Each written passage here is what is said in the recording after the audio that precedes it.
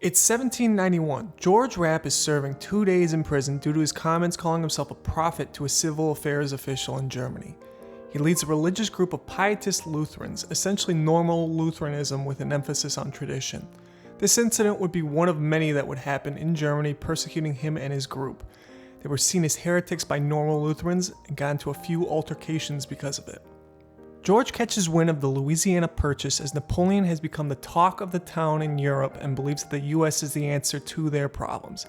No more religious persecution, nothing, okay, we're moving. Now they wouldn't end up settling in the new Southern Territory, they ended up settling up in Pennsylvania. This land would eventually be called Harmony. By 1805, they had over 500 members, but had a ton of debt from the costs associated with traveling to the US from Germany. The answer was simple in their eyes. We need to pool our money together to be able to grow as a group and pay off these debts. This would lay the groundwork of the economics of the commune. For leadership, it was unanimously decided that George would be the head, pretty obvious. However, a certain Frederick Reichart, which would later be known as Frederick Rapp after he is adopted by George and takes his last name, would take over as the main financial officer. Now the rules of the group were pretty simple. You gave up all your stuff to the group, you followed their laws, you would be supplied with everything that you needed, and the last one, to keep it fair, if you left, any of the money that you brought into the group would be returned to you without interest, and you might be given a little bit more compensation based on leadership discretion. Now this will be very important later. Now the irony here is that Frederick was sharp, industrious, forward-thinking, and extremely capitalistic. He would be the main driver of the large amount of productivity and wealth in the community. While George was the heart of the society, Frederick was definitely the brains. By the following year, they had already built 50 log cabins, 550 acres cleared, 4 vineyards, and were producing an extra 600 bushels of grain per season.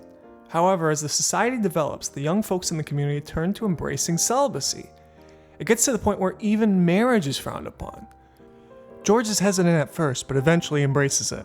The celibacy ends up leading to more productivity in the community, since women no longer have to deal with pregnancy or raising kids. The land had everything they needed, except water access. Everything had to be carried 12 miles to the Ohio River for shipping, so they sold the place and moved to Indiana. By 1815, all of the Harmonites have made it to Indiana. They eventually just say, hey, you know all those records of people contributing so we know how much to give back if they leave? Well, screw it, let's just get rid of those and that whole rule in general. Yet they still just kept chugging along. The Harmonites did so well that Frederick got elected into state politics. They had a mill, a large factory for cotton and wool, 2 sawmills, just an insane amount of stuff they were able to build in under 10 years. They had everything they needed, except people to buy the stuff. Yeah, there wasn't much demand in Indiana for buying these kinds of products. An issue happens over the devaluing of state currency and they realize the mistakes they've made. They end up selling to Robert Owen, another guy who wanted to start a commune, for pennies on the dollar and return back to Pennsylvania. In 1825, the last members arrive in Economy, Pennsylvania, hence their other nickname, the Economites. And by 1832, all their buildings were complete. So you've got a group who settles in Pennsylvania, completely builds from the ground up the city of Harmony, sells it for dirt cheap to go to Indiana, does the same thing in Indiana, and again sells it for next to nothing, and then they set everything back up in Pennsylvania. That tells you all you need to hear about how the people of this group really believed in what they did. They had everything in Economy. A blacksmith, a music hall, a church, a temple. Yes, those are 2 different things that they had. A hotel. Basically every building you could imagine in the 1800s. They had lush gardens with Japanese cherry trees, Kentucky coffee trees, and many more varieties of plants. Not only that, but they appreciated the arts as well, having an orchestra that played frequently. They were so industrious that all the instruments were made within the society. Life was simple but structured. 5 small meals a day, working from 6 a.m. to 9 p.m., 3 major feasts a year. People genuinely enjoyed supporting the community. There were only 3 recorded suicides in 100 years. Pretty remarkable. In 1829, George receives a letter from Germany talking about the religious persecution of a group led by a Count Maximilian de Leon and asking if they can live with them in America. George ends up letting them join due to his past experiences with the Germans. Now this came with the precondition that they would not be a burden. Now picture this, 2 years later, Leon walks in full military garb and is just like, "Sup guys," along with his 40 members. Then Leon starts complaining, "Man, all you guys do is work, nothing else. Don't you guys know how to have a little fun? Plus you can't even get married here, this sucks." After mustering dissent among some of the Harmonites, they start a petition getting 250 signatures to have Leon take over. George is furious at this point and starts his own petition. Frederick tries to be a middleman in this scenario, but after multiple tries, neither side will budge and it only leaves his relationship with George torn. Finally, an agreement is made. Leon and his followers would leave and be paid $150,000, around $5.6 million in today's money, over the next year. So Leon moves 10 miles north with his new followers and the commune blows through all their money in pretty much a year. Now Leon is desperate, thinking, hey, if we cause a little havoc with the Harmonites, we can demand more money from them. So he sends 80 of his men who try to barge into the buildings and start fights. George anticipates this with hiding his men to avoid bloodshed. Now the women were all hands on deck, throwing anything they could at the Leonites from the second floor. Scalding water, coal, whatever they could get their hands on. The Leonites retreated and eventually are caught by a small military company that's just like, hey guys, knock it off.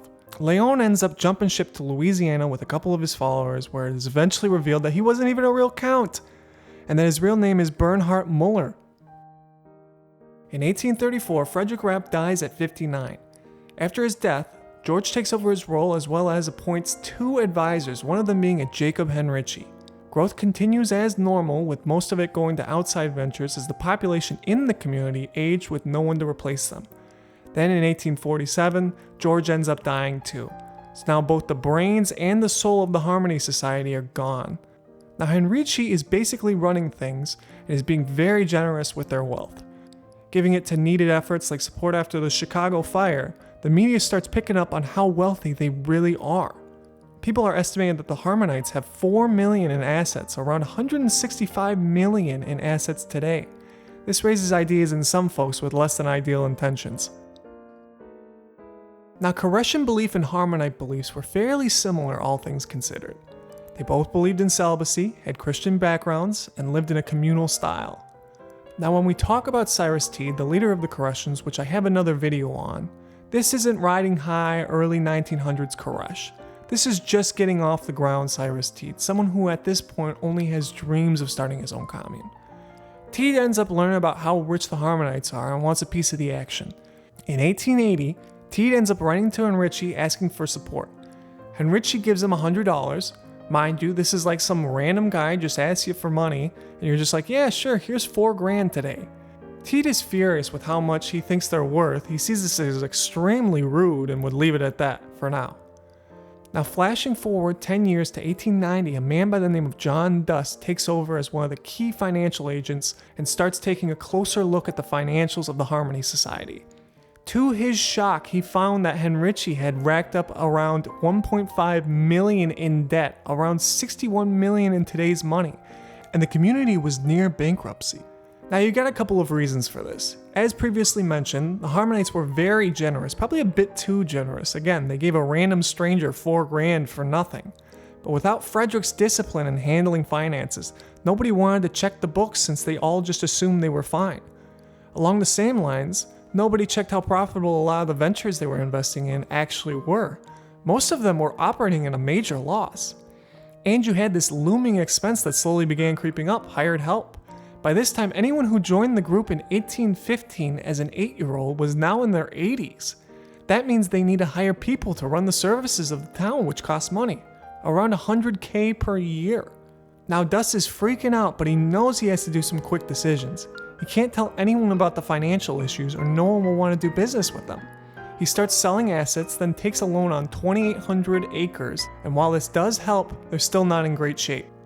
In the fall of 1892, Teed meets Duss in New York City. Teed expressed interest in a sort of commune alliance, which Duss was receptive to. Duss even let some of the Koreshans live in economy for a short time. Now the news of this gets out and everybody thinks that Teed is using Duss to funnel money out of the society. Again, at this point, the press thinks the Harmony Society is rich and has a field day with this along with other claims of mismanagement. Henrici ends up dying Christmas Day of that year. With the Koreshan drama and the selling of assets, people are getting suspicious that Duss is misusing funds. Lawsuits start appearing claiming mismanagement, then people start coming out of the woodwork claiming to be heirs of the George estate totaling over 100 people. This culminates in a mega lawsuit that drags on for 7 years, going all the way up to the Supreme Court where it's eventually ruled in Dust's favor. After this craziness, he ends up resigning to do what he loves, being the conductor for his orchestra. By this time, there are only 2 members left in the society who end up dissolving the group and turning over all the property to the state of Pennsylvania. And so there you have it, a wealthy, industrious group that fell before its own religious constraints and financial mismanagement. Resources will be found below. Like and subscribe and find your own Eden.